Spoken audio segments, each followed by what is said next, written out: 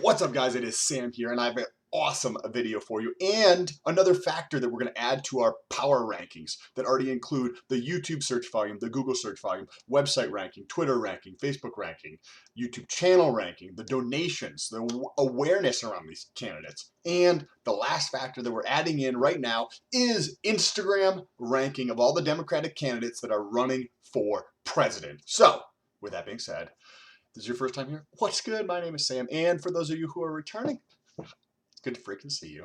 Now, let's get into it real quick. I gotta get to work, so I gotta do this quick. Social Blade is a site that aggregates social profiles across different social networks, and they pull in the statistics around the account, and we're about to dive into that. So that's where we got our data from. And then we tracked 4 separate things, and we put them into a spreadsheet to see where they stack ranked in each one of those 4 factors. So we stack ranked them 1 through 10, 1 through 10, 1 through 10, and all of them. And then we took an average. We're gonna get into that in just a second. But I just wanna show you some of the data that we looked at. So this, I have Social Blade pulled up. I have Instagram profile for Bernie Sanders pulled up here.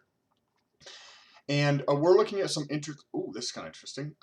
So I actually did the research 2 days ago, and I'm just now finishing the analysis of it to make this video. But I did it on 12/3. That's when the data is from. So this data point where we have a negative 1600 for Bernie was not in the numbers. However, what we look at is monthly average increase in followers, right? Because I think that's an important factor. The total amount of work that the candidates are putting in, i.e. the total amount of posts per month. This is in the feed. And the growth rate in followers over a 2-week period to see who has the highest growth rate. And then the 4th factor is in the spreadsheet. Put all this together for all 10 candidates. We came up with this. So the top 5 candidates, we have Bernie Sanders is number 1. Tulsi Gabbard and Pete Buttigieg are tied for 2nd. Super interesting. Andrew Yang is number 4. Elizabeth Warren is number 5.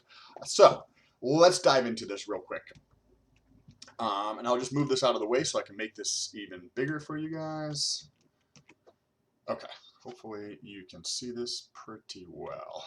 So let's take a look at this. We've got the monthly increase in followers right here, right?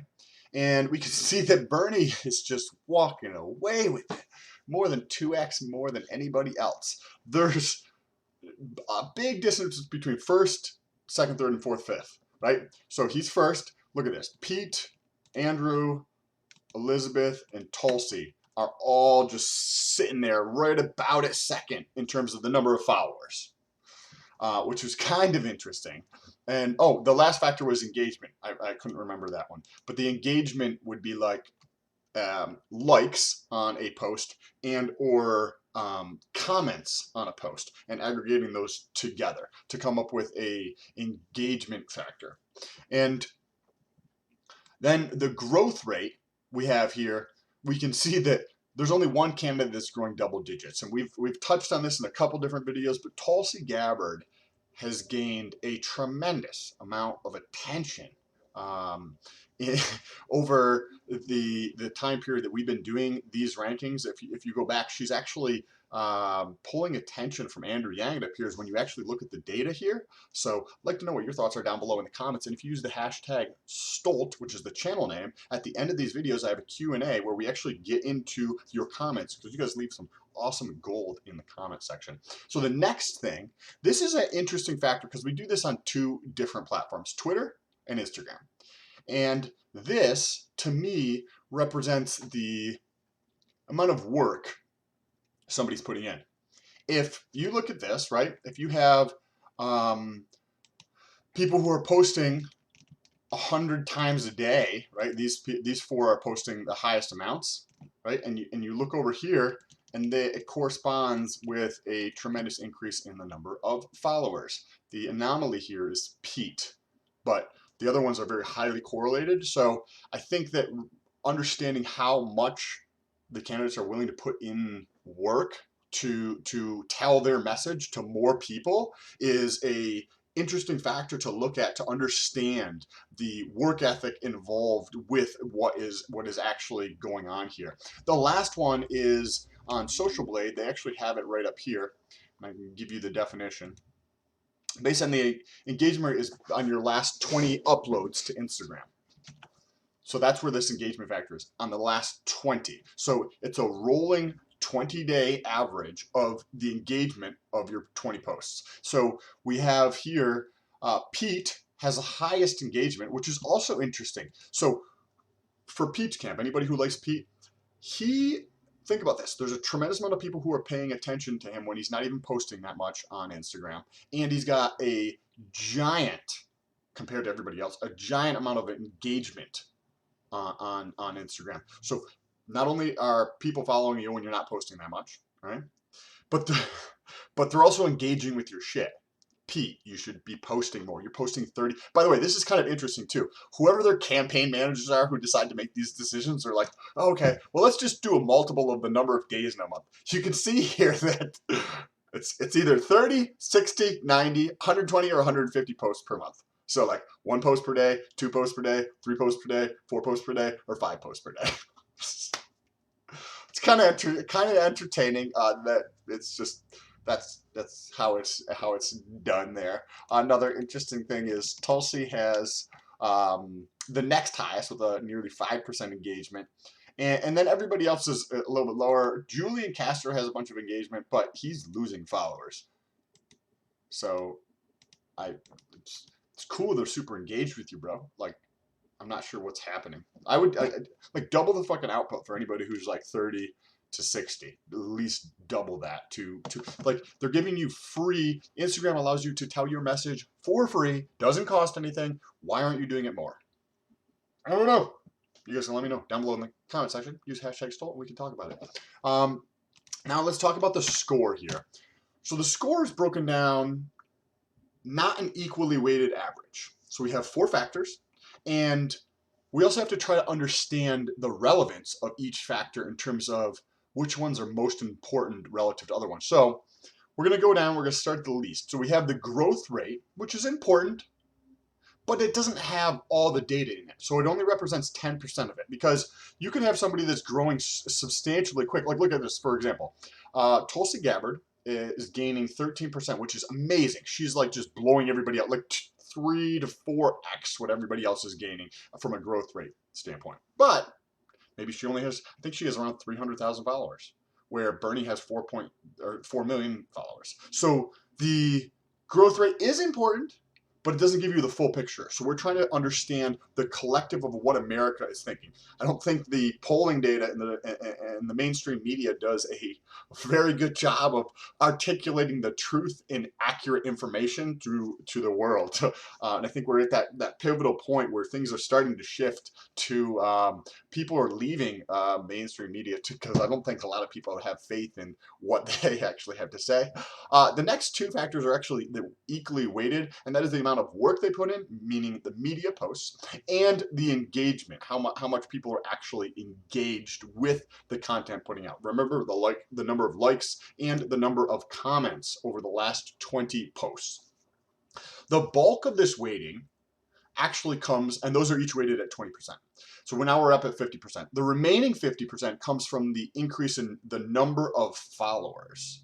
So I think that represents a large portion of it, because Instagram sees that and then they take like a small portion of your total followers, and that's where they show your content. So, but it's still free. So the free distribution, right? Think about going to like a town hall where you get in front of 100 people, right? Versus you post one thing on Instagram and you get, especially with Bernie's case where he's got 4 million followers, where it gets in front of 60,000 people. I don't know why these people aren't just like hammering the fuck out of Instagram, because you're going to be able to get so much more of your message out to the world. And if you want to check out the video on TikTok, nobody's paying attention to TikTok, and TikTok has over 500 million active monthly users. And this data is old. 500 million is like a data point, I think, from late 2018. So we're going into 2020. And nobody's on TikTok. TikTok has a lot a lot of people on there. And there's a demo on there that's probably super valuable to a lot of these people. 18 to 24 or 24 to 35 has those are the two biggest segments in terms of the demographics on TikTok, and nobody's on TikTok. I have no idea why, but let's get back into this. So what we did is the average score, and then we took it across the board for all the candidates. And this will be interesting to track as time goes on, and I'd love to hear what your thoughts are as we put this together in our overall power ranking to understand what is actually happening with America. So I'd like to hear your thoughts down below in the comment section, and we're gonna, just like Lucy did here. Thank you, Lucy, I appreciate your comment. I'm thinking that it may be something as benign as the time of year. This is in regards to a Tulsi Gabbard stealing Andrew Yang's attention after the Joe Rogan podcast. Trump is getting impeached, and people are just plain tired of politics. We're a year out on the election, and the holidays have a huge impact on the psyche of everyday Americans. You'll probably see a dip through the holidays and then pick up again in the spring. Yang is strong and already set on their vote. Yang Gang, I think Yang Gang is already strong and just not looking for Yang as much as before. The issue with Tulsi is that people who support Yang happen to go over to look at Tulsi. Yep, that's the freaking point. We haven't left Yang. It was a search for information, not a switch to on our vote. We think that Tulsi could be a natural VP for Yang. Please stop freaking out. First of all, thank you so much for the comment. I think speaking for yourself as one data point, I appreciate the opinion. But when you look at the data on a macro level, I don't know. We'll see, right? Time will tell. Time will tell. So in early next year, it will be interesting to see as this plays out through the holiday season, as we get more and more information, right, with each new day, we can see how this is going to play out, right? I do think that Andrew Yang has a tremendous amount of enthusiasm from a younger audience, but I also think that same audience is with Tulsi. So I don't know. We'll see how this plays out, Lucy. It will be interesting to see. I'm going to be having the next iteration of the power rankings that's going to be coming out probably this weekend or early next week, where we have all these factors together and we take an average of them to come up with an overall ranking of the candidates. So we'll see how this plays out and see if your thoughts on that are correct. Like, we're just looking at the data, and that's one data point for somebody's opinion, which is fine. I appreciate it so much. Thank you so much. I'm not trying to give you a hard time whatsoever. But when you look at it, there's been a decrease as soon as that podcast came out. I think it could just be a lull, as you mentioned, but we'll have to see how it plays out. I hope you have an amazing, amazing holiday. I'd like to do more comments, but we're going to do that in a separate video because I have to go to work. So don't forget to press subscribe. Jump over to Instagram and TikTok and say what's good. TikTok is fucking blowing up. Appreciate you guys. I'll talk to you soon. Peace out.